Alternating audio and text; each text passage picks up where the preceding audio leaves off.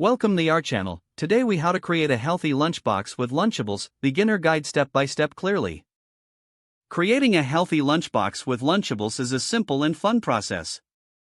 Begin by gathering your ingredients. Choose a variety of whole grains for a balanced base. Look for whole grain crackers or small whole grain tortillas.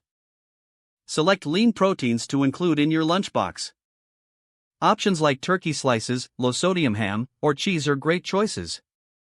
Incorporate fresh fruits and vegetables for added nutrition.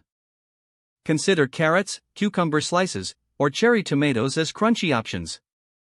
Add a serving of fruit, such as apple slices or berries, for natural sweetness. Hummus or guacamole can enhance the flavor while adding nutrition. Prepare your Lunchables by arranging the ingredients in a bento box or container. Start with a layer of whole grains at the bottom. Add your lean proteins next to it. Fill any remaining sections with fruits and veggies. Keep your lunchbox visually appealing with colorful combinations. You can also introduce fun shapes using cookie cutters for the fruits and cheese. Include a small treat for a special touch, such as dark chocolate or a granola bar.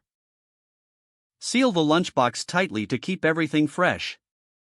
When packing, consider using an ice pack to maintain freshness until lunchtime. Lastly, encourage variety by changing up the ingredients each week. Enjoy your healthy Lunchables, knowing you made a nutritious choice. If the page does not load, refresh the browser or try again in a private or incognito window. Make sure you are using the correct email address, then retype it carefully to avoid small typos. If your password is not accepted, use the reset option and create a new strong password you can remember. Check your spam folder for verification or security emails, then complete any requested confirmation steps. Enable two-factor authentication if available to improve account security and reduce unauthorized access risk.